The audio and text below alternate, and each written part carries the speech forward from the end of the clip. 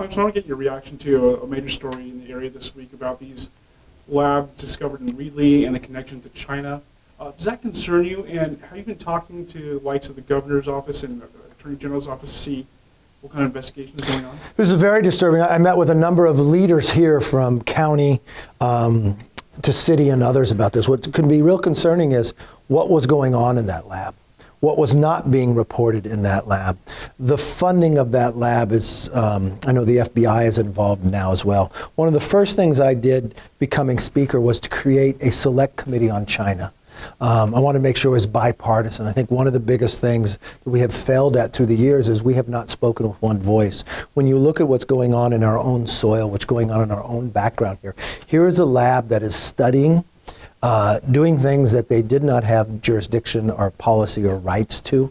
But if it wasn't for code enforcement or a fire, we would have never known about it. They were selling test kits that weren't right.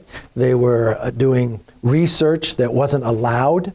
My concern is to get to the bottom of what happened here, but also look is where is this happening other parts of this country as well. And I'm going to take this back to the Select Committee on China in dealing with it as well and working with the FBI. Are you aware of these labs popping up? Are they a problem? Are you aware of other labs like this? There's more than just this, and it's more than just labs from what China has been doing in America, on our college campuses, on the spying, on the stealing of our technology. We've watched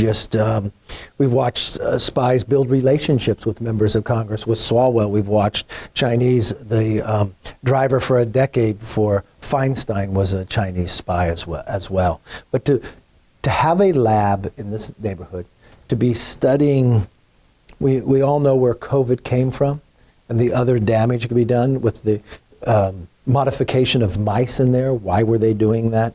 The code specs of how they were studying these different diseases that could be transmitted out into the area were very concerning, but going beyond what the scope they're allowed to. Now we're finding out that the governor of California provided him with $360,000 in this process too, and wanting to move. So there's a lot of more questions that need to be answered, and I'm going to follow up with the FBI to make sure we can find not only what happened here, but if it's happening anywhere else.